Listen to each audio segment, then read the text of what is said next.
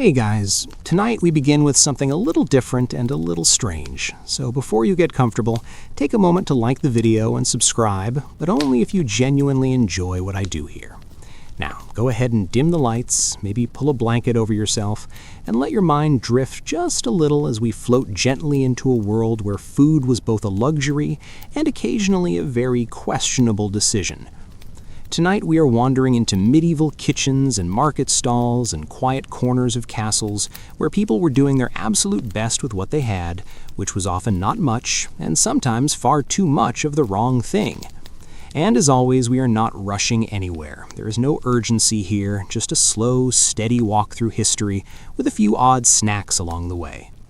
Now, when we think about junk food today, we imagine bright packaging and late-night cravings and something fried or sugared or both.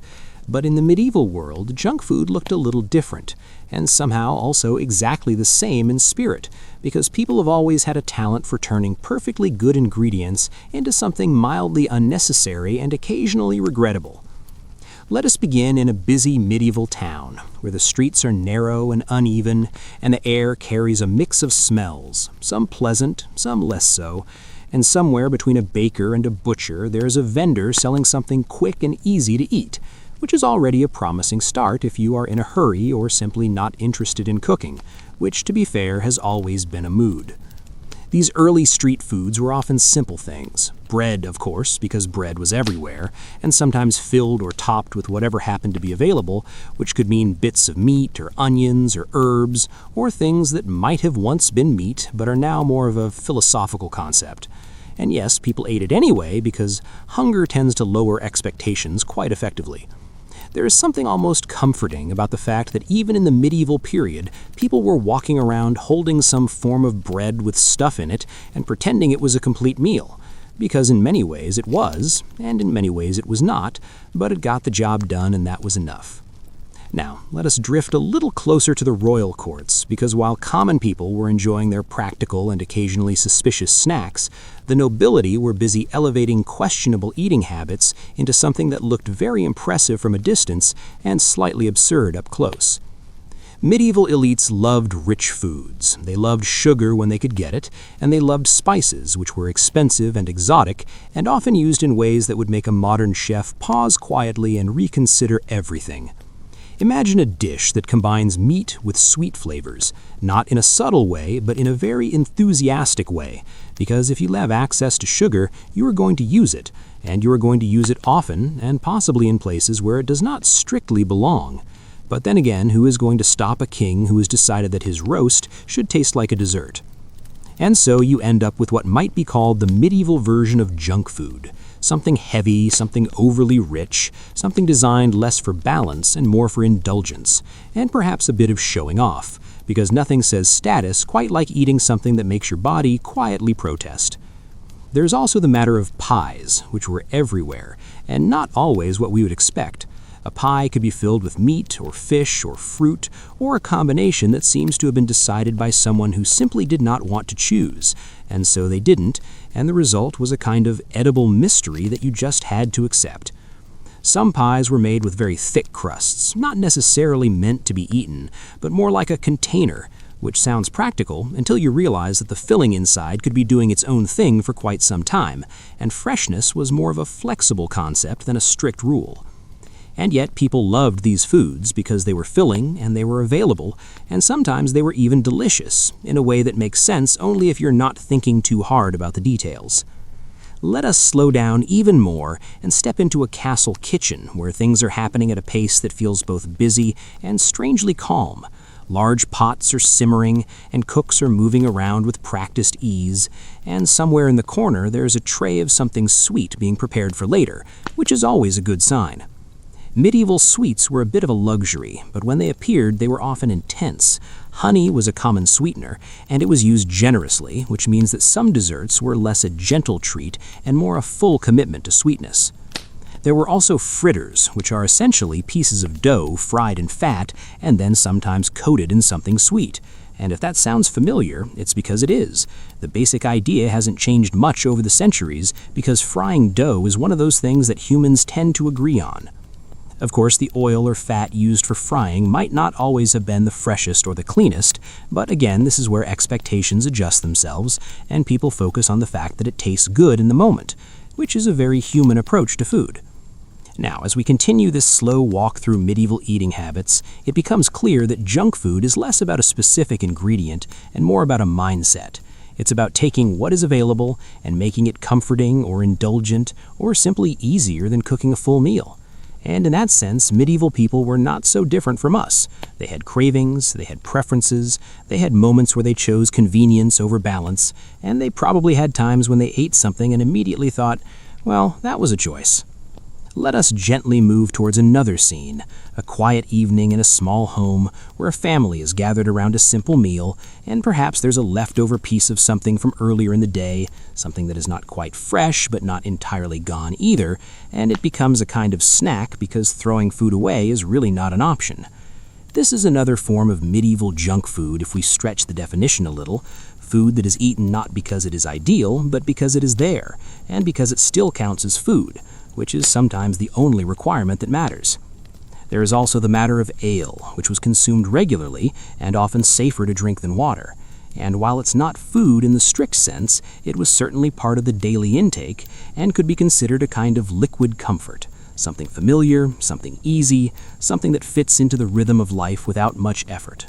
As we drift along, it is worth noting that the line between everyday food and indulgent food was not always clear. What might be a rare treat for one person could be a regular habit for another, depending on status and location and a bit of luck.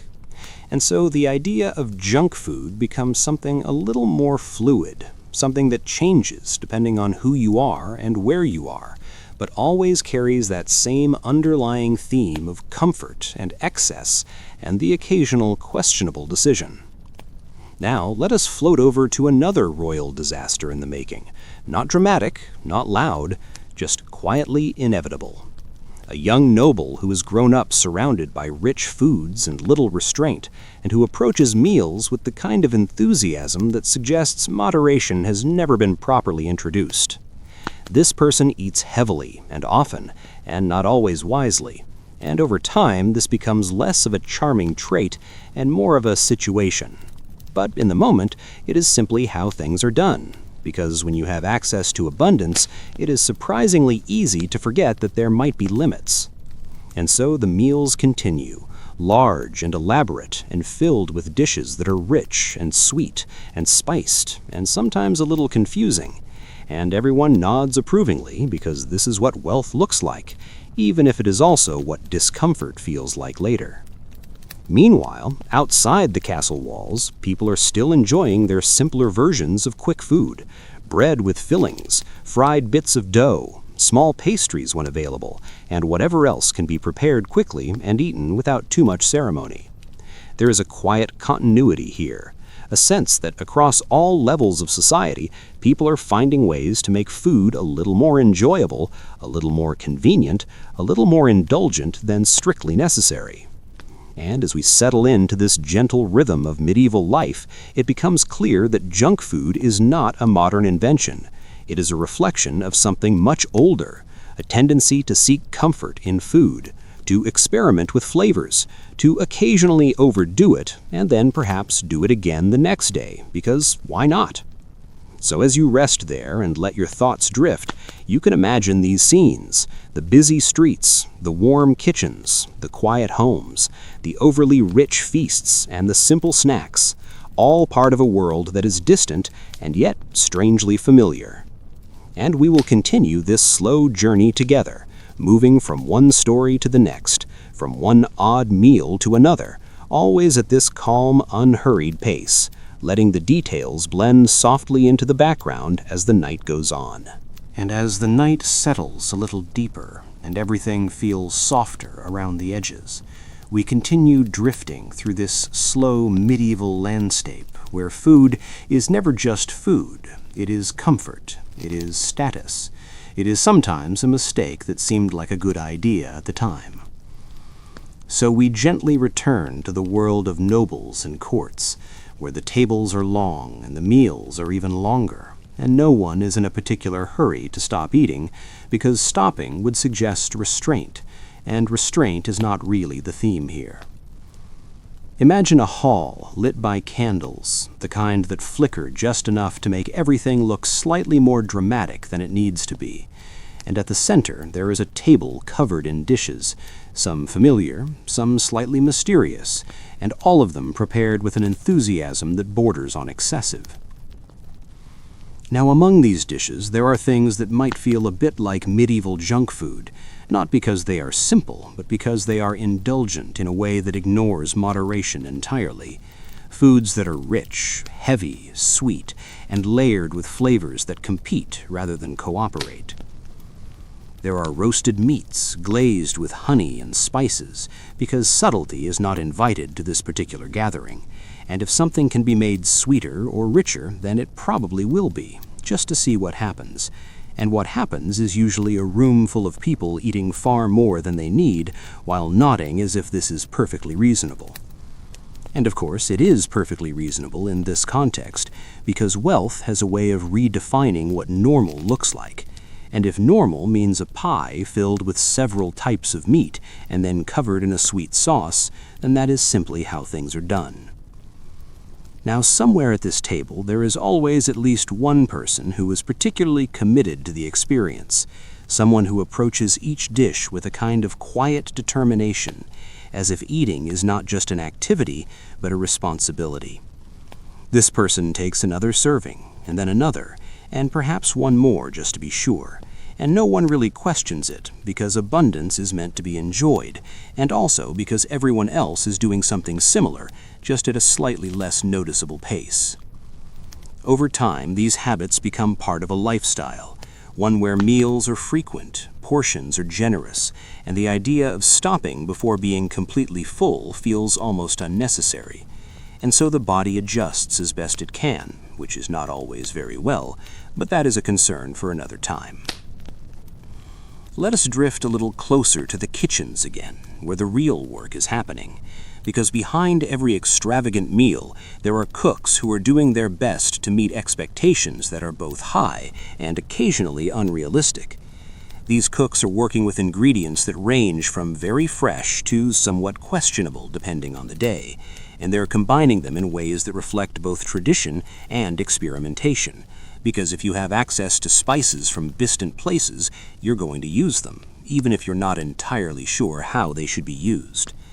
And so we see dishes that blend sweet and savory in ways that feel bold and slightly confusing, meats paired with fruits, sauces thickened with bread, spices added generously as if more is always better, which is a philosophy that sounds familiar in its own way. There is also the matter of preservation, because not everything can be eaten immediately, and so methods like salting and drying come into play. And while they're practical, they also introduce new flavors and textures that are not always gentle. Salted meats, for example, can be quite intense, and when they are later cooked and combined with other ingredients, they create meals that are powerful in flavor and not particularly subtle, which again fits the general theme of the time. Now let us slowly step away from the grand halls and into the quieter spaces where lesser nobles or well-to-do townspeople are enjoying their own versions of indulgent eating, which might not be as elaborate but still carries that same sense of doing a little more than necessary. Here we find pastries filled with fruits or nuts, sometimes sweetened with honey, sometimes just rich enough on their own, and these become small moments of comfort, something to enjoy in the middle of the day or at the end of a meal when there is still a bit of room left, or at least a willingness to make room. Fried foods appear again because they are reliable and satisfying, and there is something about the act of frying that feels inherently indulgent, even in a time when the oil might not be the cleanest and the process is more about practicality than perfection. Still, the result is something warm and filling and easy to eat, and that is often enough. As we continue this gentle wandering, it becomes clear that medieval junk food is not defined by convenience alone. It's also about repetition, the habit of returning to the same rich or comforting foods again and again, because they are familiar and because they deliver a certain kind of satisfaction. And this brings us to another quiet scene. A noble child sitting at a table with more food than they could reasonably need, and developing preferences that lean heavily toward the richer options, because those are the ones that stand out. And over time, these preferences become habits, and those habits become part of their daily life. This is how patterns form, slowly and without much notice. And before long, what might have been an occasional indulgence becomes the standard, and moderation becomes more of a suggestion than a rule. Meanwhile, outside the more comfortable homes, the rhythm is a little different, but the idea remains. People still seek out foods that are easy and satisfying. Bread again plays a central role, often paired with cheese or bits of meat, or anything else that can be added without too much effort. There are also small vendors offering quick bites, things that can be eaten on the move, which is useful in a busy town, and also appealing because it removes the need to prepare something at home, which is not always convenient. These foods might not be elaborate, but they serve the same purpose. They provide comfort, and they do so in a way that fits into the flow of daily life. And then there is the quiet reality that not all food is fresh, and not all meals are ideal. And sometimes what is eaten is simply what is available, and that availability shapes habits just as much as preference does. So a piece of bread that is a little old might still be eaten, perhaps softened with a bit of liquid or paired with something else to make it more manageable. And in this way, even less than perfect food becomes part of the everyday diet. As we move slowly through these scenes, there is a sense of continuity, a feeling that across different levels of society, people are navigating the same basic needs in slightly different ways, and that junk food in its many forms is simply one expression of those needs. It's the choice to eat something because it's there, because it's easy, because it tastes good in the moment, even if it's not the most balanced or the most sensible option. And that choice is not new. It's something that has been happening for a long time, quietly and consistently across centuries. So as you continue to relax and let your thoughts drift, you can imagine these meals, these small decisions, these habits forming and repeating in a world that is both distant and familiar. And we'll keep moving gently forward from one table to another, from one quiet indulgence to the next, letting the details unfold at this calm, steady pace as the night carries on. And as everything grows a little quieter, and the rhythm of the night settles into something soft and steady, we continue drifting through this medieval world where sweetness is not subtle, and restraint is more of an idea than a habit. So now we ease gently into the realm of sweets, which in the medieval period were less an everyday expectation and more a moment of opportunity, and when that opportunity appeared, it was usually taken with a kind of calm determination that suggests no one was planning to hold back.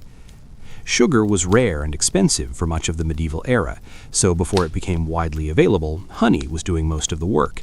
And honey does not do things halfway. It is rich and heavy and very present in whatever it touches, which means that medieval sweets had a tendency to feel like a full experience rather than a light treat. Imagine a small table somewhere in a castle or a comfortable home, where a dish of sweetened nuts has been placed, perhaps almonds coated in honey and spices, and left to set into something that is both sticky and firm and surprisingly intense. These are the kinds of foods that are eaten slowly, not necessarily out of discipline, but because they are dense and require a bit of effort, and as each piece is finished, there is a quiet pause before the next one is taken, which creates a gentle rhythm that fits perfectly into the slow pace of the evening. There are also candied fruits, which sound delicate but are often quite bold, slices of fruit preserved in thick syrups, sometimes spiced, sometimes not, and always very sweet in a way that lingers. And then there are small cakes, or early forms of them, made with flour, honey, and whatever else is available, baked until they are firm enough to hold together, and then perhaps soaked again in something sweet, because if you have already committed to sweetness, there is no reason to stop halfway. These desserts are not light, they are not airy, they are solid and filling, and they carry a kind of quiet weight that makes them feel more like a meal than a finished one. And yet they are enjoyed with the same calm appreciation, because sweetness has a way of slowing everything down. Now let us drift gently back to the royal courts, where sweets take on an additional role, not just as food, but as a display of wealth, because being able to serve sugar or spices or elaborate confections is a way of showing that you can afford to do so. Here we find dishes that are almost decorative, sculpted sugar creations that look impressive and taste even more intense, and are sometimes more about the appearance than the experience of eating them. But they are eaten anyway because that is part of the ritual. There is a quiet irony in all of this, because the more elaborate the food becomes, the less it resembles something meant purely for nourishment, and the more it becomes a kind of performance, something to be seen and appreciated, even if it is also slightly overwhelming. And, of course, there are individuals who take particular interest in these sweet offerings, who develop a preference for them and return to them often, because once you become accustomed to that level of sweetness, simpler foods can feel a little less interesting. So habits form, again slowly and without much resistance, and over time these preferences shape the way people eat and the way they think about food in general. Now we move gently away from the grand displays and into quieter spaces, where sweets are simpler but no less meaningful. Perhaps a small piece of honeyed bread eaten at the end of a long day, or a handful of dried fruits enjoyed slowly while sitting near a fire. These moments are less about excess and more about comfort, and they carry a different kind of satisfaction, something steady and familiar rather than overwhelming. And yet even here there is a sense of indulgence, because sweetness is still something special even in its simpler forms, and the act of choosing it over something more practical is a small but noticeable decision. Let us continue this slow wandering into the world of fairs and markets, where on certain days the usual rhythm of life shifts slightly, and there is a bit more activity, a bit more noise, and a few more opportunities to find something out of the ordinary. Here we might find vendors selling sweet fried dough or small pastries filled with fruit or nuts, foods that are prepared quickly and eaten just as quickly, and enjoyed in the moment without much thought for later. These are the medieval equivalents of quick treats, something to carry as you walk, something to finish before it cools, something that feels like a small reward in the middle of an otherwise ordinary day. And while the ingredients might be simple, the experience is still one of indulgence because it is not strictly necessary, and that is often what defines a treat. As we drift through this scene, there is a sense of continuity again, the same patterns appearing in different forms, the same desire for comfort and enjoyment expressed through whatever means are available. And this brings us to another quiet figure, someone who perhaps has developed a particular fondness for sweet foods, someone who reaches for them whenever possible, and who finds in them a kind of steady satisfaction.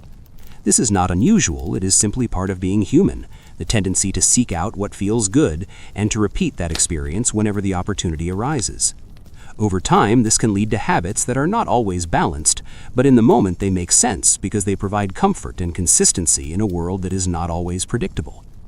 Meanwhile, in the background, life continues. Fields are worked, meals are prepared, routines are followed, and within all of this, food remains a central part of daily life, something that is both necessary and quietly expressive. So whether it is a simple piece of bread with a bit of honey or an elaborate sugar sculpture at a royal feast, the underlying theme remains the same, a gentle movement toward what is enjoyable, what is satisfying, what feels like a small moment of ease. And as you rest and let these images settle softly in your mind, you can imagine the taste of these foods, the textures, the sweetness, the weight of them all, blending into a calm, steady flow that matches the pace of the night. We'll keep moving like this, slowly and without urgency, from one small indulgence to the next, letting each detail unfold in its own time as we continue this long, quiet journey through the many ways people have found to eat just a little more than they needed and to enjoy it all the same. And now as the night settles even deeper, and everything feels slower and softer, we continue our gentle walk through this medieval world, where food is often simple, and sometimes not so simple, and occasionally something you accept without looking too closely. So we drift toward the ever-reliable world of fried food, because across time and place, frying has always been a dependable way to make things feel a little more indulgent and a little more satisfying, even when the ingredients themselves are not particularly remarkable. In a small town or along a narrow street, there might be someone working over a pan of hot fat, carefully or not so carefully, depending on the day, dropping pieces of dough or scraps of food into it, and waiting for that quiet transformation to take place, where something plain becomes something golden and crisp and immediately more appealing. These foods are not complicated. They do not need to be. They are quick to prepare, easy to eat, and they carry a certain warmth that makes them comforting in a very direct way. And of course, the fat used for frying is not always fresh. It is often reused again and again, because wasting it would not make much sense, and so over time it develops a kind of character, which is a polite way of saying that it carries the memory of everything that has been cooked in it before.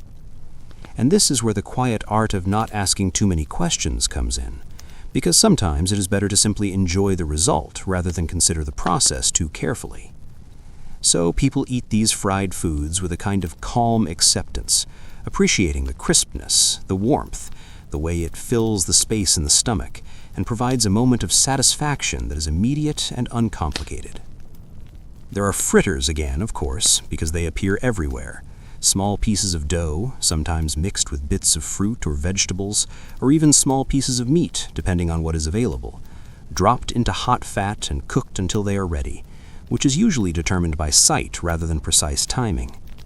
And once they are done, they might be eaten as they are, or perhaps dipped in something sweet or savory, which adds another layer of flavor, and another reason to keep eating them just a little longer than planned. Now let us move gently into a slightly different setting, perhaps near a fair or a gathering, where the atmosphere is a bit more lively, though still not in any kind of hurry. And here, fried foods become part of the experience, something to hold while walking, something to share or not share, depending on mood. These moments feel a little more relaxed, a little more open, and the food reflects that. It is less about structure and more about enjoyment, less about planning and more about what is available right now. And this is where we see another side of medieval junk food, not just as indulgence, but as convenience, something that fits into the flow of life without requiring much effort. Because preparing a full meal takes time and resources, and not everyone has those at every moment, so having access to something quick and filling becomes valuable and appreciated. Now we drift back once more to the kitchens of larger households, where frying is also taking place, though perhaps with slightly more organization, but not necessarily more restraint. Here, cooks are preparing dishes that will be served to people who expect variety and richness, and so fried elements are included as part of larger meals, adding texture and flavor and a sense of abundance. There might be small fried pastries filled with spiced mixtures, or pieces of food that have been coated in batter and then cooked until they reach that familiar golden state, and all of it is arranged in a way that looks deliberate and generous. And as always, there are those who take full advantage of this generosity, returning to the fried dishes again and again, because they are satisfying in a way that is both simple and difficult to resist. Over time, this becomes part of the routine, the expectation that meals will include these richer elements, that there will always be something warm and crisp and slightly excessive available. Meanwhile, outside these walls, the same basic patterns continue at a different scale. People find ways to fry what they have, to create something that feels a little more special than the raw ingredients alone. A piece of bread might be fried to make it more palatable. A leftover item might be given new life in a pan of hot fat, and in this way, frying becomes not just a method of indulgence, but also a method of adaptation. It is a way of making things last a little longer, of turning something old into something that feels new enough to eat again without too much hesitation. And this quiet practicality sits alongside the indulgence, creating a balance that is not always even, but is always present. Now let us slow down even more and consider the experience of eating these foods, the texture, the warmth, the way they are often eaten by hand without much ceremony, which creates a direct connection between the person and the food. There is something grounding about this, something that brings the focus back to the immediate moment, the simple act of eating and being satisfied for a little while. And in that moment, the details of how the food was prepared, or how many times the oil has been used, or whether this is the most balanced choice, do not carry much weight. What matters is that it is here, and it is enough. As we continue drifting through these scenes, there is a gentle repetition, a pattern that appears again and again, people taking what they have and making it more enjoyable, more convenient, more comforting, even if it means stepping slightly away from what might be considered ideal. And this is where the idea of junk food settles in, not just as something separate from everyday life, but as something woven into it, a series of small choices that lean toward ease and satisfaction. So, whether it is a fritter from a street vendor, a piece of fried bread in a small home, or a carefully prepared dish in a castle kitchen, the underlying experience remains the same: a quiet moment of indulgence, a brief pause in the rhythm of the day. And as you rest and let these images drift softly through your mind, you can almost feel the warmth of these foods, the simple comfort they provide, the way they fit into the larger pattern of life without drawing too much attention to themselves. We will continue like this, moving slowly and steadily from one small scene to the next, exploring the many ways people have found to make their meals just a little more satisfying, just a little more comforting, as the night continues to unfold in its calm, unhurried way.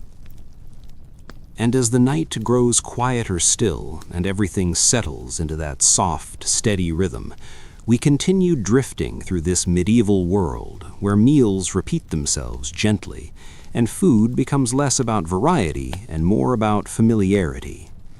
So now we return to something very simple, something that appears again and again in every setting, in every home, in every quiet corner of daily life, and that is bread, which is always there, always present, and always doing most of the work. Bread in the medieval period is not just a side, it is the foundation. It is the thing that fills the space. It is the thing that makes a meal feel complete, even when there is very little else to go with it. And because of this, people become very accustomed to eating it in all kinds of ways. Fresh bread is, of course, the most pleasant, soft and warm and easy to eat, but fresh bread does not stay fresh for long. And so very often what people are eating is bread that has moved past that initial stage and into something a little firmer, a little less forgiving. And this is where habits begin to form, because throwing it away is not really an option, and so it must be used and reused and turned into something that still feels acceptable. A piece of bread might be dipped into broth to soften it, or paired with a bit of cheese, or perhaps fried lightly to give it a new texture. And in this way, the same basic ingredient becomes a series of slightly different experiences, all of them familiar, all of them quietly repetitive. There is something almost soothing about this repetition, the way the same food appears day after day, prepared in small variations, but never straying too far from what is known. And this is where we begin to see another side of medieval junk food, not as something rare or indulgent, but as something habitual, something that becomes comforting precisely because it is so consistent. Because when you eat the same thing often enough, it stops being just food and starts becoming part of your routine, something that marks the passage of time, something that fits into the rhythm of your day without requiring much thought. Now let us drift gently into a slightly wealthier home, where bread is still central, but perhaps accompanied by a few more additions, small bits of meat, spreads, simple stews that can be placed on top and eaten together. Here, the idea of convenience becomes more visible, because using bread as a base allows other foods to be eaten more easily, turning a meal into something that can be handled quickly, without much preparation in the moment. And this is not so different from what we might recognize today, taking something simple and adding just enough to make it feel like a complete meal, even if it is still quite basic at its core. Now we move slowly back toward the courts again, where even bread takes on a slightly different role, not necessarily more important, but certainly more elaborate.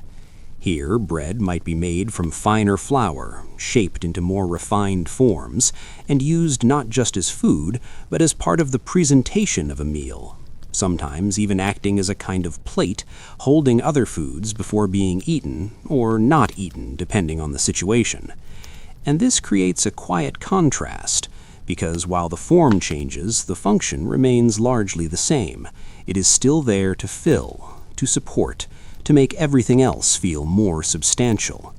And yet, even in these more refined settings, the same patterns of habit and repetition continue. People still reach for bread again and again because it is reliable, because it is satisfying, because it requires very little decision-making. Now let us pause gently on a small scene, a person sitting alone with a simple meal, a piece of bread, a bit of something to go with it, and a quiet moment to eat without interruption. This is where food becomes less about display and more about comfort, the small act of eating something familiar, something that does not surprise or challenge, but simply provides a steady sense of satisfaction. And in these moments, the idea of junk food blends almost completely into everyday life, because the distinction is not always clear. What matters is not whether the food is ideal, but whether it does its job. And bread always does its job. Now, as we continue this slow wandering, it becomes clear that repetition itself can be a kind of indulgence, not in the sense of excess, but in the sense of ease, the comfort of knowing what to expect, the lack of need to choose something new. Because choice requires effort, and effort is not always available, and so returning to the same foods again and again becomes a way of simplifying life, a way of reducing the number of decisions that need to be made. And this simplicity has its own quiet appeal, even if it also leads to meals that are not particularly varied or balanced. Meanwhile, outside in the streets and markets, bread continues to appear in all its forms, carried by people as they move through their day, paired with whatever they can find, eaten quickly or slowly depending on the moment. It is the constant in a world where many things change, the one element that remains steady across different places and different lives. And so it becomes part of the story of medieval junk food, not because it is unhealthy or excessive, but because it is used in ways that prioritize convenience and familiarity over variety and balance. Now let us drift once more into a slightly different setting, perhaps a group of people sharing a meal, where bread is passed from one to another, each taking a piece without much ceremony. Here, the act of eating becomes communal, something that connects people through a shared experience, even if the food itself is quite simple. And this shared simplicity carries its own kind of comfort, the understanding that everyone is eating the same thing, experiencing the same textures, the same flavors, the same quiet satisfaction. As we move gently through these scenes, there is a growing sense that medieval eating habits are shaped as much by necessity as by choice, and that what we might call junk food is often just the result of making the best of what is available. It is not always about indulgence. Sometimes it's simply about ease, about finding a way to eat that fits into the constraints of daily life without requiring much time or effort. And in that sense, it feels very familiar. So, as you continue to rest and let your thoughts drift, you can imagine the steady presence of bread in this world, the way it anchors each meal, the way it returns again and again in slightly different forms, creating a rhythm that is calm and predictable. And we'll keep following that rhythm, moving slowly from one small moment to the next, exploring the quiet patterns that shape the way people eat and live, letting everything unfold at this gentle, unhurried pace. And as the night settles into its deepest quiet, and everything feels distant and soft, we continue our slow wandering through this medieval world, where food shifts gently between necessity and quiet indulgence, and where meat sits somewhere in between, as both a prize and occasionally a bit of a problem. So now we drift toward the subject of meat, which in the medieval period is not always an everyday certainty for everyone, but when it is available, it tends to be treated with a certain level of enthusiasm that can quietly tip into excess without much resistance. For many people, meat is something that appears when it can, when animals are available, when circumstances allow, and when it does appear, it becomes the center of attention, the part of the meal that feels most substantial, most satisfying, most worth focusing on. And because of this, there is often a tendency to eat it in larger amounts than might be strictly necessary, simply because it is there, and because it might not be there again in quite the same way tomorrow. This creates a pattern, one where availability leads to indulgence, where the presence of something desirable encourages a kind of quiet overcommitment, and this is something that repeats itself across time in many different forms. Now, let us move gently into a noble household where meat is more consistently available, and where meals are built around it in ways that feel both impressive and slightly overwhelming. Here we find large cuts of roasted meat placed at the center of the table, surrounded by various additions, sauces, breads, and other dishes that support, but never quite replace the main attraction. And as always, there are those who take particular interest in these offerings, returning to them again and again, because they are rich, filling, and deeply satisfying in a way that encourages repetition. There is also the matter of seasoning, because meat in the medieval period is often combined with spices and sauces that add layers of flavor, sometimes in ways that feel harmonious, and sometimes in ways that feel more like a bold experiment that no one has decided to question. Sweet and savory combinations appear again, meats glazed with honey or paired with fruits, sauces thickened and spiced, creating dishes that are complex and occasionally a little confusing, but always intended to impress. And this intention to impress leads to meals that are not always balanced, meals where richness builds upon richness, where each dish adds another layer of intensity until the overall experience becomes something that is less about nourishment and more about endurance.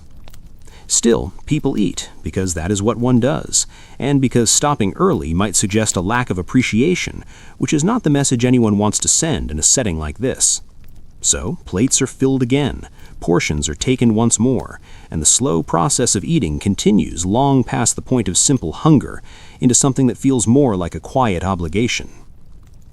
Now, let us drift back toward more modest settings, where meat is less frequent but still present in small ways, bits added to stews, small portions stretched across multiple meals, used carefully to add flavor rather than to dominate the plate. Here, the approach is different, more measured, more practical, but even in these settings, there are moments when meat becomes a small indulgence, something to enjoy a little more than usual when the opportunity arises. And in those moments, the same patterns appear, the same tendency to take a little extra, to savor the richness, to extend the experience just a bit longer than necessary. There is also the matter of preservation, because meat does not last indefinitely, and so methods like salting, drying, and smoking are used to extend its life. And while these methods are effective, they also change the texture and flavor in ways that can be quite intense. Salted meats in particular can be very strong, and when they are prepared and eaten, they bring a kind of concentrated experience, one that is not subtle, but is certainly memorable. And this intensity can lead to meals that feel heavier, more demanding on the senses and on the body, but still appreciated because they provide something that is valued, something that feels substantial. Now we pause gently on another quiet figure, someone who has developed a strong preference for meat, someone who seeks it out whenever possible, and who measures the quality of a meal by the presence and quantity of it. This is not unusual. It is simply another expression of the same human tendency to favor what feels most satisfying and to return to it again and again. Over time, this preference shapes habits. Meals become centered around meat. Portions become larger, expectations adjust, and what was once occasional becomes routine. And this routine can drift slowly into excess, not in a dramatic way, but in a steady, consistent way, where each meal adds just a little more than needed, and the body adjusts as best it can. Meanwhile, beyond these individual habits, the larger pattern continues. People across different places and circumstances finding ways to incorporate meat into their diets when possible, sometimes sparingly, sometimes generously, and always with an awareness of its value. And this awareness influences behavior. It encourages people to make the most of what they have, to stretch it, to share it, or to enjoy it fully, depending on the moment.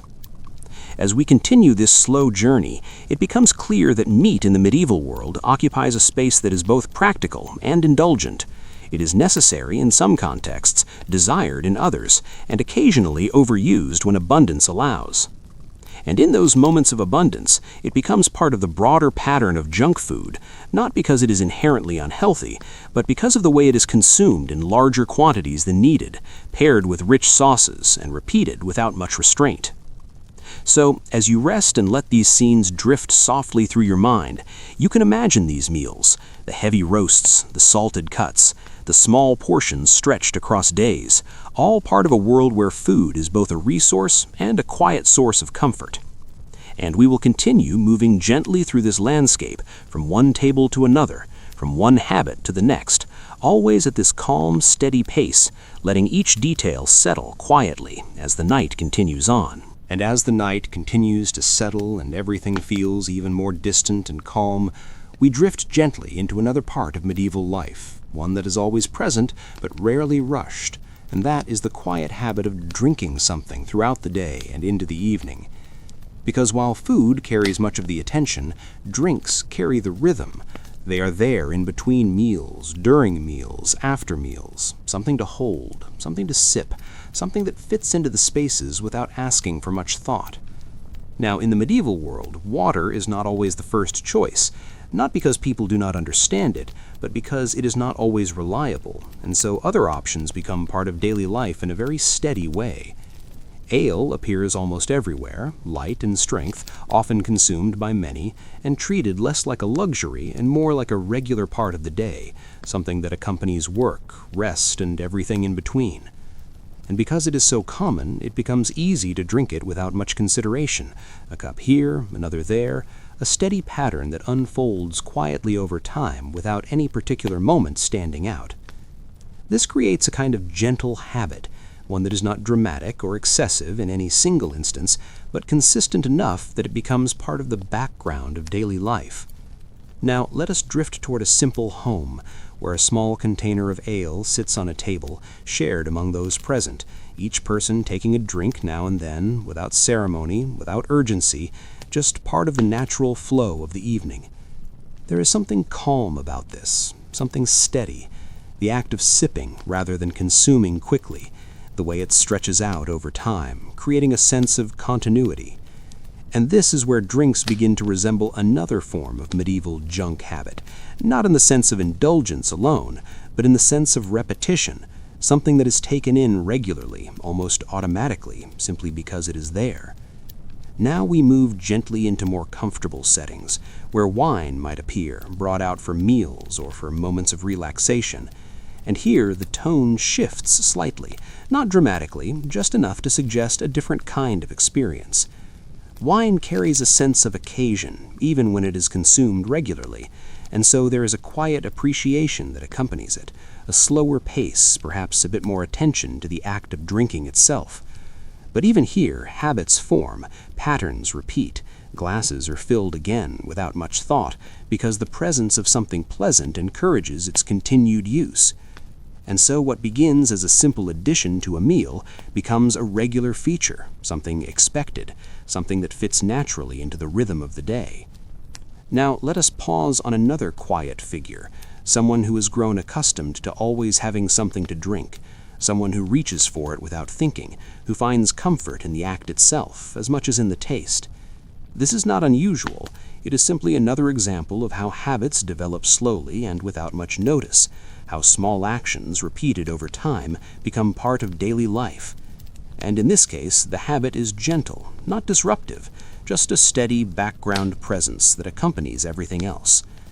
Meanwhile, outside in the streets and markets, drinks are also available, though perhaps in simpler forms, small servings of ale offered to those passing by, something quick and easy, something that requires no preparation at home. These moments are brief, but they add to the overall pattern, the sense that drinking is not limited to specific times, but woven throughout the day in small, consistent ways. And just like with food, the line between necessity and indulgence is not always clear.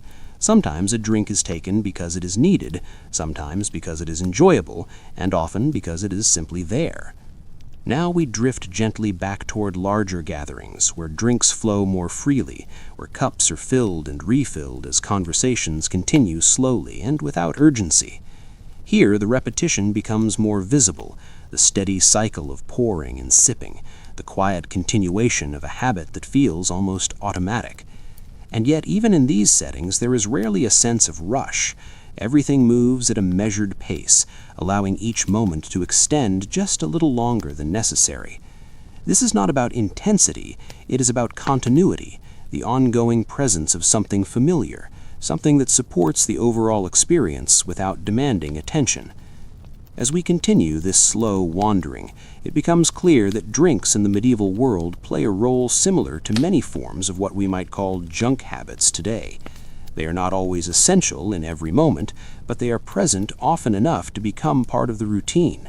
They provide comfort, they fill gaps, they offer a small, steady pleasure that fits easily into the flow of life. And like other habits, they can quietly grow over time. What begins as an occasional addition becomes a regular feature. What feels like a choice becomes something closer to expectation. Now let us settle into one final quiet scene for this moment. A person sitting near the end of the day, holding a simple cup, taking slow sips as everything around them grows still. There is no urgency here, no need to finish quickly, just a calm, steady rhythm, the act of drinking becoming almost meditative in its repetition. And in this moment, it becomes clear that these small habits, these repeated actions, are part of what shapes daily life. They create patterns, they provide structure, they offer comfort in their familiarity. So as you continue to rest and let your thoughts drift, you can imagine this steady presence of drinks throughout the medieval day, the way they accompany meals, the way they fill quiet moments, the way they become part of the background without ever fully disappearing. And as the night drips onward and everything feels softer and more distant, we continue our quiet journey into another part of medieval life, one that is a little more open, a little more fluid, and gently filled with movement. So now we wander into the markets, where the rhythm is steady but never rushed, where people pass by without urgency, and where food appears not as part of a carefully planned meal, but as something encountered along the way. The medieval market is not loud in our telling. It hums softly with activity, a quiet exchange of goods, a slow movement of people, and among all of this there are small pockets of food, simple things prepared in advance or made quickly for those who do not wish to return home just yet. Here we find another version of what we might call junk food, something eaten without planning, something chosen in the moment because it is there, because it smells warm or sweet, or simply because it is easier than waiting.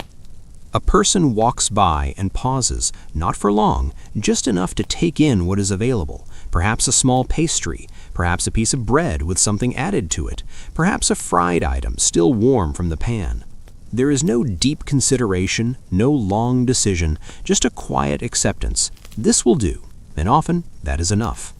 And so the exchange is simple. Food is taken, a few coins or goods are offered in return, and the person moves on, eating slowly as they walk, letting the experience unfold without any particular focus. There is something calm about this, something unstructured, the absence of a formal meal, the lack of expectation, the gentle freedom to eat when and where it feels convenient. And this is where another layer of medieval eating habits reveals itself, the idea that not all food needs to be part of a defined moment. Not everything needs to happen at a table or within a set time. Sometimes food is simply something that fits into the spaces between other things, something that accompanies movement rather than interrupting it. Now let us drift a little closer to the vendors themselves, standing quietly behind their small setups, offering what they have prepared without much display or urgency. They know their food will find its place because there is always someone who needs something quick, something warm, something that does not require effort. And so the same items appear again and again, day after day, familiar to those who pass by, part of the background of daily life, something that can be relied upon without much thought. There are small pies, once more, filled with whatever ingredients are available, their contents not always clearly defined, but accepted all the same. There are pieces of bread topped with simple additions, perhaps a bit of cheese, perhaps something else, something that turns it from a plain staple into something just a little more satisfying. And there are fried items again because they remain one of the easiest ways to create something appealing from simple components. As we move slowly through this space, there is a sense of repetition, not in a tiring way, but in a comforting one. The same foods, the same patterns, the same quiet interactions unfolding over and over again. And this repetition creates familiarity, which in turn creates ease, because when something is familiar, it does not require explanation or attention. It simply fits into the moment. Now we pause gently on another figure, someone moving through the market without any specific plan for food, someone who is not particularly hungry at first, but who becomes aware of it slowly as the smells and sights pass by. This is a quiet shift, not a strong craving, just a gentle realization that something could be eaten, and so the person chooses something simple, something that requires no thought, and continues on.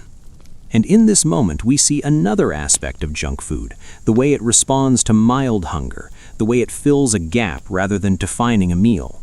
It is not about necessity in the strictest sense, it's about convenience, about responding to the present moment without much planning for the next one.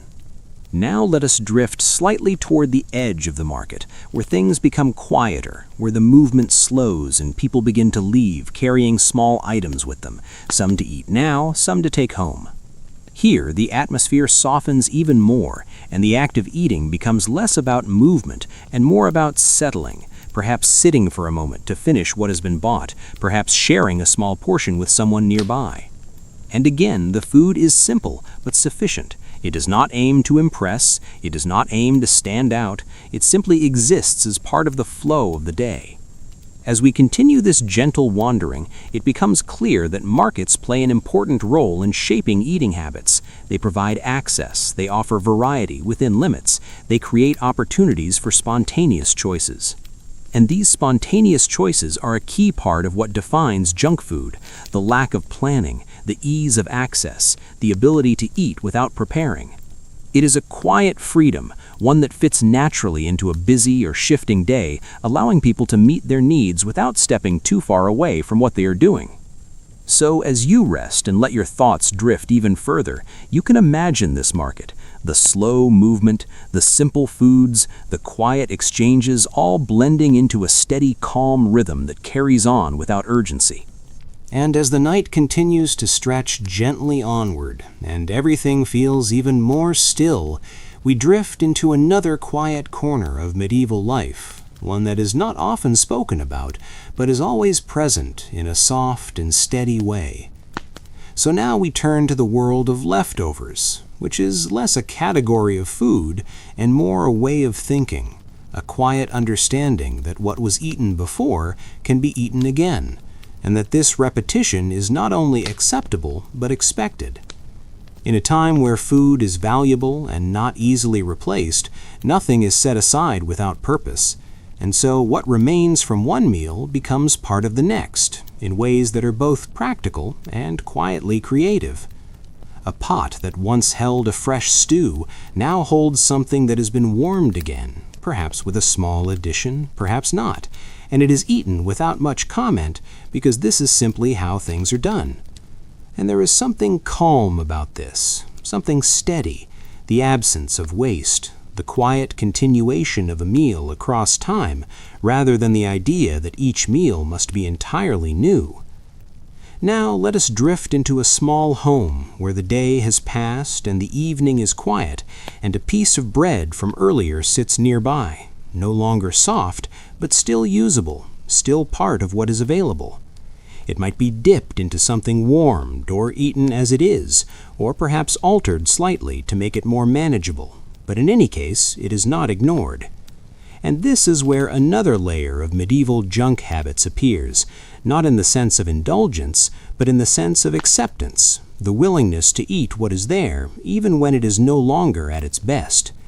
Because perfection is not the goal here, sufficiency is, and sufficiency allows for flexibility, allows for food to exist in different states and still be considered part of the meal.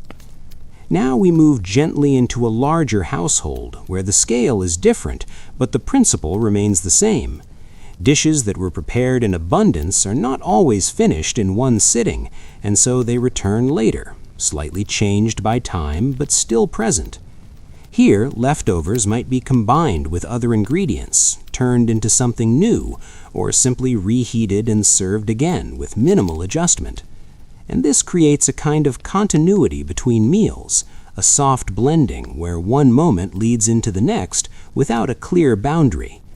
There is no sharp division between fresh and not fresh, only a gradual shift and an understanding that both are part of the same cycle.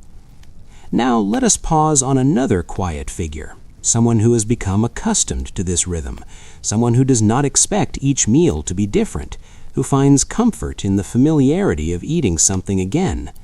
This is not a lack of variety, it is a form of consistency, a steady pattern that removes the need for constant change and replaces it with something more predictable. And in that predictability, there is ease, because when you know what you are eating, you do not need to think about it. You simply accept it and move on. Meanwhile, in the background, life continues. Work is done, routines are followed, and within all of this, food remains a constant presence, shifting slightly from one moment to the next, but never entirely disappearing. Now we drift toward a more practical aspect of this habit, the way leftovers are sometimes used to avoid the effort of preparing something new. Because cooking takes time and energy, and not every moment allows for that, and so having something already prepared, even if it is not perfect, becomes a quiet advantage. A meal can be assembled quickly from what remains, a small combination of earlier dishes brought together without much thought and eaten without ceremony. And this ease, this lack of effort, is another defining feature of what we might call junk food, the ability to eat without preparing, to satisfy hunger without engaging fully in the process of cooking. It is not about indulgence, it is about convenience, about finding a way to meet a need with the least amount of effort possible. And in this way, leftovers become a kind of bridge between necessity and comfort, something that exists because it must, but also something that provides a small sense of relief. Now let us move slowly into a communal setting where food is shared and where leftovers are not tied to one person, but to a group, something that remains for whoever might need it next. Here, the act of eating becomes even more fluid, less structured, more open to variation, and the same food passes through different hands at different times, each person taking what they need without altering the overall pattern. And again, there is a quiet calm in this, the absence of strict boundaries, the sense that food is part of a continuous flow rather than a series of separate events. As we continue this gentle wandering, it becomes clear that leftovers are not an afterthought. They are an integral part of how food is managed, how it is experienced, how it fits into daily life. They reflect a mindset, one that values use over perfection, one that accepts change and repetition as natural parts of the process. And this mindset shapes eating habits in ways that are subtle but consistent, creating patterns that prioritize ease and continuity over novelty. So, as you rest and let your thoughts drift even further, you can imagine these small moments, the reheated stew, the reused bread, the quiet acceptance of eating something again, all part of a world where food is steady and reliable, even when it is not new. And as the night settles into its deepest calm, and everything feels almost suspended, we continue drifting through this medieval world where habits repeat softly and where small choices build gently over time into something that feels natural and expected.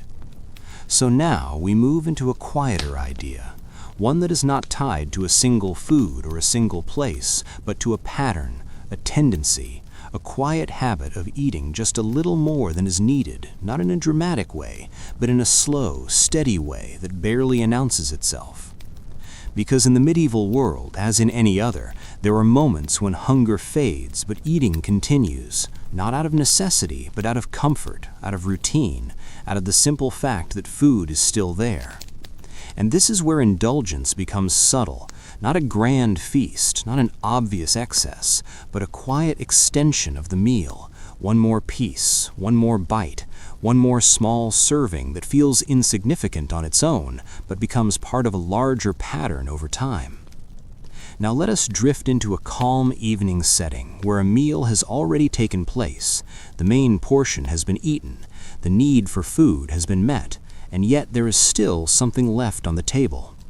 Perhaps it is a piece of bread, perhaps a small portion of meat, perhaps something sweet that has not yet been finished, and so it is taken slowly, without urgency, without much thought, simply because it is there. And in that moment, the act of eating shifts slightly. It is no longer about satisfying hunger. It is about completing the experience, about lingering just a little longer in that space where food is present and comfort is easy to reach. This is not unusual. It is a gentle habit, one that forms quietly and repeats itself without drawing attention. Now we move softly into a noble setting, where the scale is larger but the pattern is the same. Meals extend beyond necessity, dishes remain on the table longer than needed, and those present continue to take small portions even as the initial hunger has passed. There is no pressure, no strong intention, just a slow continuation, a quiet reluctance to end the meal too quickly, because ending it would mean moving on, and there is a certain ease in staying where things are familiar. And so the meal stretches gently forward, each person taking just a little more, not enough to feel excessive in the moment, but enough to create a sense of fullness that lingers. Over time, this pattern becomes part of daily life, the expectation that meals do not end abruptly but fade gradually, that eating continues even after it is no longer strictly necessary. And this is where we see another form of what might be called junk habit, not tied to a specific food, but to a behavior, the habit of continuing simply because it is easy to do so. Now let us drift into a smaller home where the same idea appears in a quieter form, a person finishing a meal and noticing that there is still a small portion left, something that could be saved for later, but is instead eaten now to avoid the need to store it. This is a practical choice, but it also carries that same gentle extension, the decision to eat a little more now rather than deal with it later. And this decision repeats itself in different forms across different settings, each time small, each time almost unnoticeable, but together forming a pattern that shapes how people relate to food. Meanwhile, outside these homes, life continues as it always does, and within that steady rhythm, these small acts of quiet indulgence fit seamlessly. They do not disrupt, they do not stand out, they simply become part of the flow. Now we pause on another quiet figure, someone who has grown used to this pattern, someone who rarely stops eating at the exact moment hunger ends, someone who continues just a little further each time without thinking about it. This is not excess in the dramatic sense, it is something softer, something that builds slowly and gently over time. And because it is so gradual, it rarely feels like a change. It feels like the way things have always been. As we continue this slow wandering, it becomes clear that these habits are shaped by availability, by routine, by the simple presence of food within reach. When something is there, it invites use. When it is easy, it encourages repetition. And when it provides comfort, it becomes something to return to again and again.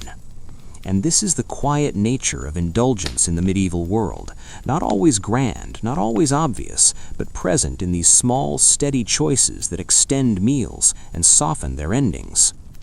So as you rest and let your thoughts drift even deeper, you can imagine these moments, the lingering meals, the extra bites, the slow fading of hunger into comfort, all part of a world where eating is not always defined by need, but by the gentle ease of continuing.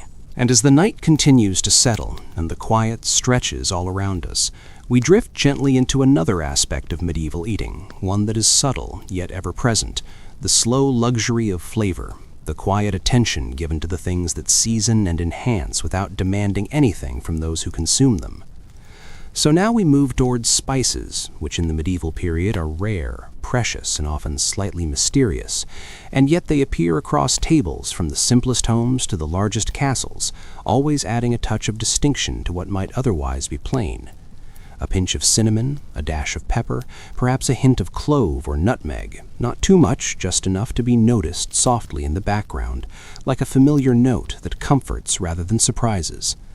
And because these spices are valuable, they are often used with a careful hand, and yet there is a tendency among the wealthy to add them more liberally simply because they can, because the ability to sprinkle a bit extra is itself a small display of abundance. Now let us drift into a quiet castle kitchen where the cooks are carefully grinding and mixing these spices, adding them to meats, to sauces, to sweets, to create dishes that are slightly more complex than they would be otherwise. Each addition is measured yet generous in its way, the richness of the flavor unfolding slowly as the food is consumed without hurry, letting the subtle warmth or slight heat linger gently across the palate. And as always, there are those who return to these spiced dishes again and again, because the presence of something special, even in small amounts, encourages repetition, a quiet indulgence that is not about overeating, but about savoring the small details. Now let us move softly into a smaller home, where a single spice may be used sparingly in a simple dish, a pinch of saffron, perhaps a little ginger or a small amount of pepper added to a stew or porridge, giving it a slightly elevated presence without changing the overall character of the meal. Even in these modest settings, the effect is similar. The familiarity of the base food combined with a hint of something special creates a calm pleasure that repeats gently over time. And this repetition is what defines the quiet habit of spiced eating, not the extravagance itself, but the slow accumulation of small enhancements that make each meal slightly more satisfying than the last.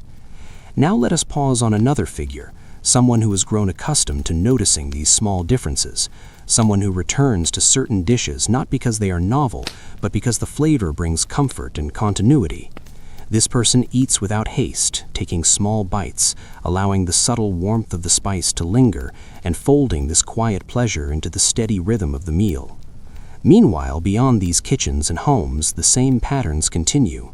The market vendors offering small quantities of rare spices, the traveling merchants bringing samples from distant lands, the slow integration of new flavors into daily routines, all contributing to a gentle layering of experience. And the presence of these spices influences other habits, the tendency to return to favored dishes, the quiet appreciation for small differences, the soft repetition that becomes part of the larger pattern of medieval eating. Because when food is enhanced in ways that are gentle yet noticeable, it encourages attention without urgency. It extends the pleasure of a meal without requiring dramatic change. Now let us drift toward the end of a day where a meal has been taken slowly, the spices lingering quietly as the last bites are consumed, perhaps a sip of ale or wine accompanying them, and a calm satisfaction settling into the body.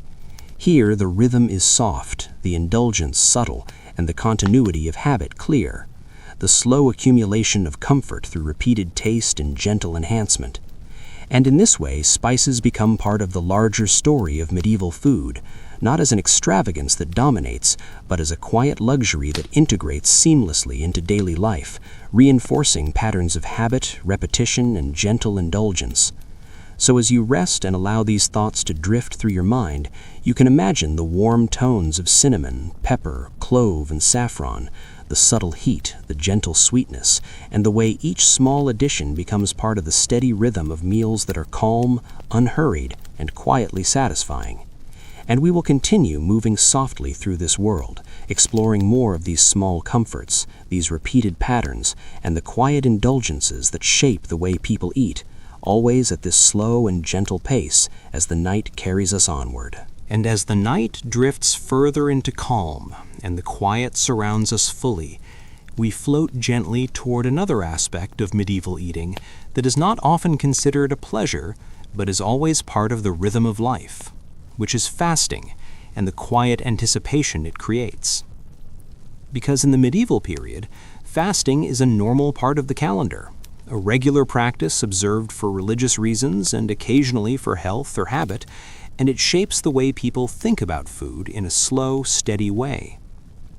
Days of fasting are not dramatic events, they are quietly observed, the absence of meat, the limitation of certain ingredients, creating a gentle rhythm of scarcity and then return. And when the fast ends, the act of eating again carries a quiet sense of anticipation, not in a frantic or eager way, but as a subtle recognition that something ordinary has become slightly more special, simply because it was absent. Now let us drift into a modest household, where the day has been observed with a small breakfast, perhaps bread with water or a simple porridge, nothing rich, nothing extravagant, and yet the mind already begins to register the return of normal food later in the day. And when the meal arrives, it is not a feast, it is simply a meal, but its significance is heightened by absence. The familiar flavors, the textures that have been routine, now carry a gentle satisfaction that feels almost amplified by the restraint that preceded it. This pattern of fasting and return creates a subtle interplay between desire and fulfillment, a quiet appreciation for what is otherwise taken for granted, a soft reinforcement of habit and preference. Now we move gently to a larger home, where the day is observed more strictly, the meals lighter, simpler, and the anticipation of the next day's richer offerings lingering as a gentle undercurrent in conversation and movement. Here, the rhythm is slow, the return to full meals gradual, and each addition to the plate carries a soft sense of comfort, a layering of flavors and textures that is noticed without effort. And as always, there are those who quietly extend the indulgence without breaking any rules: a small piece of bread, an extra sip of ale, a careful choice of something slightly richer, but never enough to disrupt the overall flow. This is not about excess, it is about gentle attention to timing and availability, about the quiet pleasures that emerge from patience and continuity. Meanwhile, in towns and markets, the pattern repeats in its own way, the vendors adjusting their offerings to the calendar, the presence or absence of certain ingredients guiding choices subtly without overt notice. People moving through these spaces absorb the rhythm naturally, the ebb and flow of scarcity and availability, creating habits that are both adaptive and comforting in their predictability. Now let us pause on a quiet figure, someone who has become accustomed to these rhythms, who knows when to expect certain foods, who adjusts habits gently to match the pattern, and who finds satisfaction in the soft unfolding of meals over time. There is a calmness here, a slow understanding that the timing of food matters as much as the food itself, that waiting slightly enhances the experience, and that indulgence need not be rushed to be enjoyed. And in these rhythms of fasting and return, the broader patterns of medieval eating are reinforced: repetition and habit and quiet indulgence, all converging in a way that is subtle but persistent. Because when the fast ends, the return to food is not a spectacle, it is a gentle re-entry into continuity, a reinforcement of comfort, a quiet encouragement of habit. Now we drift toward the end of the day, where the last meal has been taken after fasting or simply after routine, the body full enough to rest, the mind calm enough to settle into quiet reflection on the steady flow of sustenance. And in this gentle settling, we notice that even absence has a role in shaping habit, the slow recognition of what is available, the quiet appreciation of flavor and texture after a period of restraint becomes another form of subtle indulgence.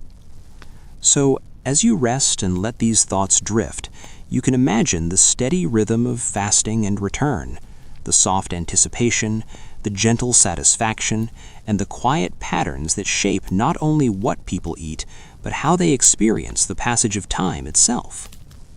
And we will continue moving slowly through this medieval world, exploring more small comforts, repeated patterns, and quiet indulgences, always at this calm, unhurried pace, as the night carries us onward. And as the night drifts ever deeper, and the quiet settles fully around us, we turn now to another gentle corner of medieval life, one that is mobile, unstructured, and filled with the soft rhythm of movement, which is the world of street snacks. Because not every meal happens at a table, not every bite is planned, not every portion is prepared with ceremony, and so people often eat as they move, walking slowly through streets, alleys, and market lanes with something simple held in hand. Here, the food is uncomplicated, easy to carry, and meant to be consumed without fuss. A small pastry, perhaps, a piece of bread with a bit of cheese or fruit, or something fried gently in oil and still warm from the pan. And because the food is small and available, it becomes part of the rhythm of the day, something that fits naturally into the pauses, the walks, the casual exchanges without demanding attention. Now let us drift gently along a quiet street, where vendors offer these small snacks to passers-by, who take them without urgency, holding them in hand and nibbling slowly as they continue on their way.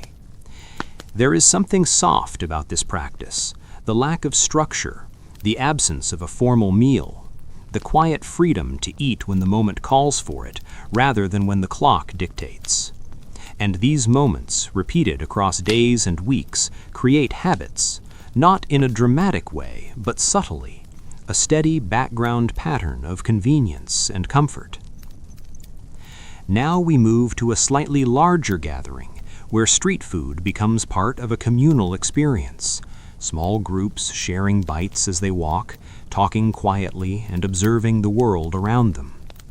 Here the same foods appear again and again, simple and familiar, but comforting precisely because they are reliable, easily accessible, and lightly indulgent. There are fried doughs with sweet coatings, tiny meat pies, small skewers perhaps of lightly roasted meat or vegetables, all offered without ceremony and eaten without haste.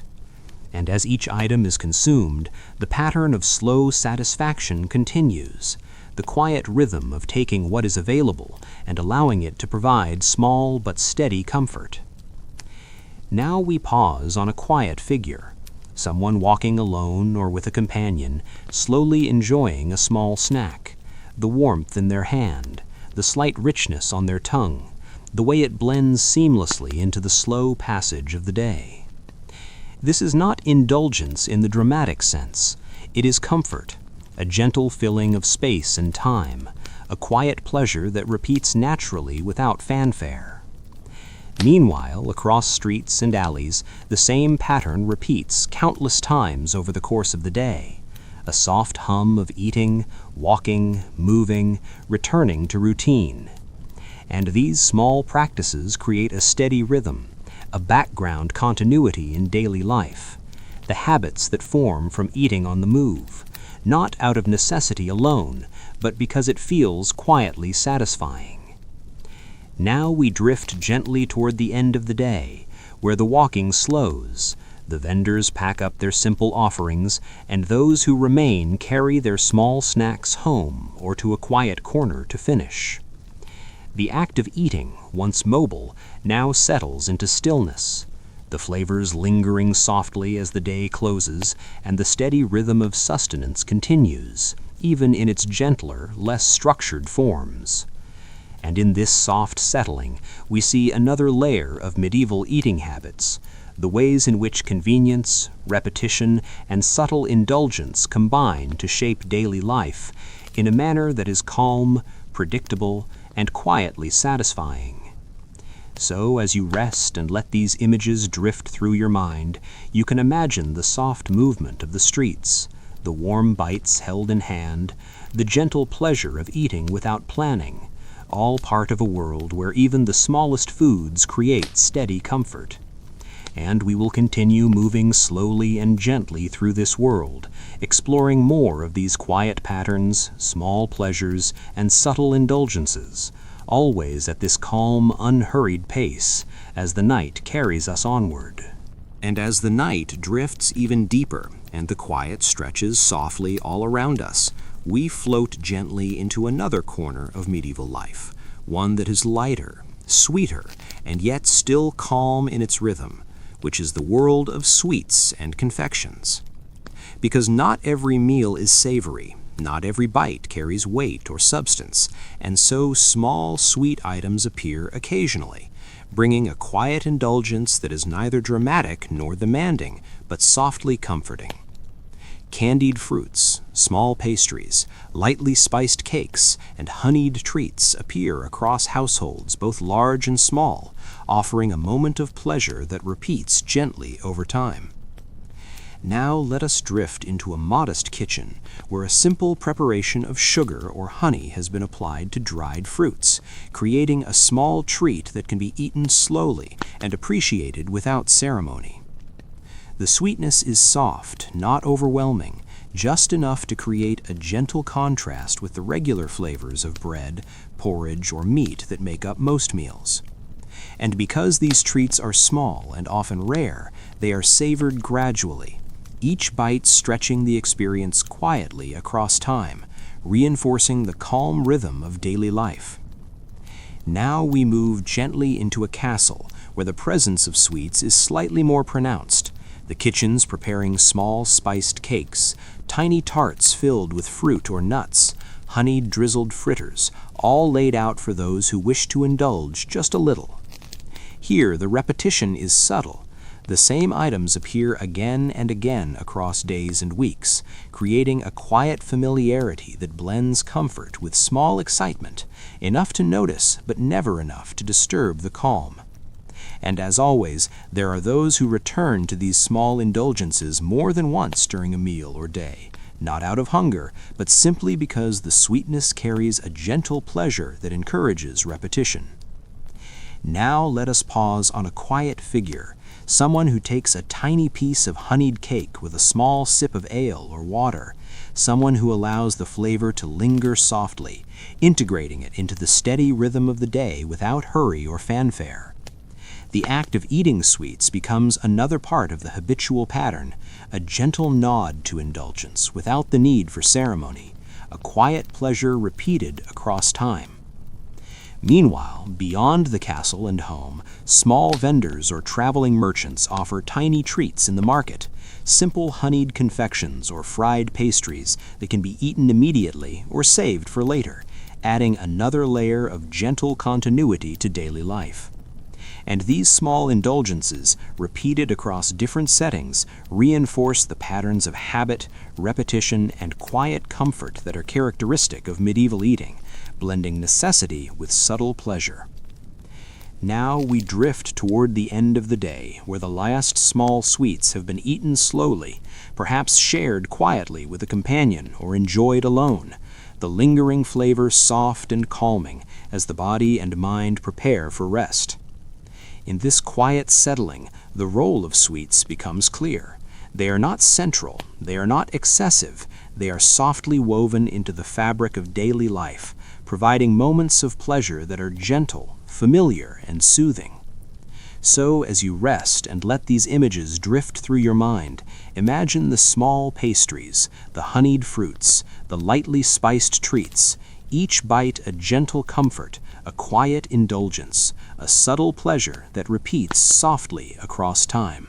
And as the night drifts ever deeper and the quiet settles fully around us, we float gently into another subtle corner of medieval life, one that is about foresight, patience, and the calm continuity of sustenance, which is the world of preserves and stored foods.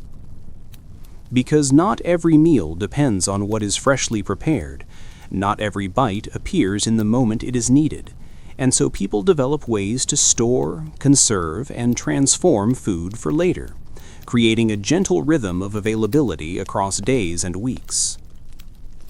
Jars of fruit preserved in honey or vinegar, salted meats tucked away in barrels, dried herbs and vegetables hung in cool, dark corners, all quietly extending the reach of food without demanding immediate attention.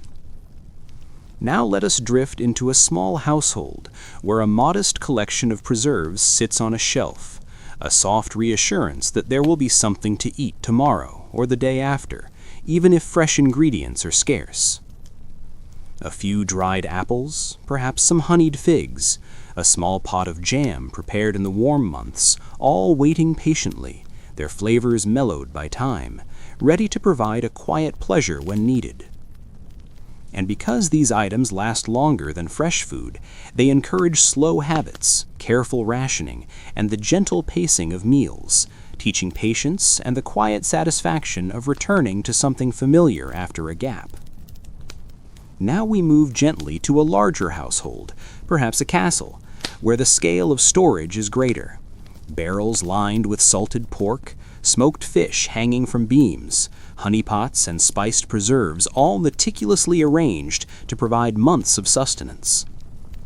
Here, the act of consuming stored foods is deliberate, unhurried, a slow unfolding of meals that relies on prior preparation and careful attention, yet without any urgency or excitement, only calm routine. And as always, there are those who appreciate the subtle flavors of preserved foods, not because they are extravagant, but because time has deepened them, their taste developing quietly across weeks, sometimes months. Now let us pause on a quiet figure, someone who opens a jar of honeyed fruit, taking small bites slowly, letting the sweetness and texture unfold gently across the palate, a quiet indulgence that repeats a familiar comfort without fuss or ceremony. Meanwhile, in towns and markets, small portions of preserved foods are sold for those who cannot store them at home, allowing access to the same gentle pleasures and creating a soft continuity between households and the wider world. These preserved items encourage habits that blend necessity and subtle indulgence, teaching that food can be enjoyed not only in the moment of preparation, but also in the slow unfolding of time, creating a rhythm that is calm and predictable. Now we drift toward the end of the day, where a quiet snack of preserved fruit or a small piece of salted meat offers satisfaction without effort, the flavors lingering softly, the body and mind calmed by familiarity and continuity. In this gentle settling, the role of preserved foods becomes clear. They are not dramatic, they are not urgent, they simply provide quiet reassurance, slow satisfaction, and repeated comfort, a soft thread weaving through the rhythm of daily life. So as you rest and let these images drift through your mind, imagine the jars, the barrels, the dried fruits and salted meats, each item a patient companion, a subtle indulgence, a gentle comfort that repeats softly across time. And as the night drifts quietly onward and the soft calm settles around us, we float gently into another corner of medieval life, one that is plain, steady, and quietly comforting, which is the world of porridges and other simple staple meals. Because not every meal is elaborate, not every bite requires attention or ceremony, and so people often rely on simple combinations of grains, water, and perhaps a bit of milk or broth to sustain themselves across the day. Oats, barley, wheat, and rye form the base, boiled slowly over the fire into soft, warm bowls that are easy to eat and carry a gentle, consistent warmth that spreads through the body without urgency or drama. Now let us drift into a modest home where a single pot of porridge simmers gently on the hearth, its steam rising slowly, filling the room with a soft, familiar scent, the promise of nourishment that requires no preparation beyond patience. A simple portion is ladled into a bowl, perhaps with a small addition of milk or honey, and eaten slowly, each bite comforting not because it is extravagant, but because it is reliable, predictable, and softly satisfying. And because porridges are consumed regularly, they create steady habits, a rhythm of meals that anchors the day without fanfare, gently reinforcing the quiet continuity of sustenance. Now we move softly to a larger household, perhaps a manor or castle, where porridges may be slightly enriched with eggs, small amounts of butter, or bits of dried fruit, each variation subtle, gently elevating the simple base without disrupting the calm pattern of eating. Here, the act of consuming porridge is deliberate, unhurried, a slow unfolding of warmth and texture, allowing the diner to consume steadily, repeating familiar flavors across meals and days, reinforcing habit and comfort. And as always, there are those who return to porridge at multiple points in the day, not because they are hungry, but because the simplicity itself carries a quiet satisfaction, a gentle pause in the rhythm of activity, a soft indulgence in predictability. Now let us pause on another quiet figure, someone who takes their bowl, sits near the fire or at a simple table, and eats slowly, allowing each spoonful to settle, the warmth spreading quietly, blending seamlessly into the unhurried passage of time. Meanwhile, outside the home, vendors may sell small bowls of simple grains or porridge-like mixtures in the market, warm, filling, and easy to eat while walking or resting, providing the same gentle rhythm of sustenance for those on the move. These simple meals, repeated again and again, teach the value of continuity over variety, habit over novelty, comfort over excitement, creating patterns of eating that are calm and predictable and quietly indulgent. Now we drift toward the end of the day, where a final bowl of porridge, perhaps slightly cooled from earlier preparation, offers a gentle fullness, a sense of completion without urgency, a soft satisfaction that settles as the body prepares for rest. In this quiet moment, the role of porridge and similar staple meals becomes clear. They are not extravagant, they are not urgent, they simply provide steady nourishment, repeated comfort, and a calm rhythm that shapes daily life. So as you rest and let these images drift through your mind, imagine the gentle steam rising, the warmth spreading with each bite, the quiet pleasure of simple food, repeated and familiar, a slow and steady thread woven through the pattern of the day.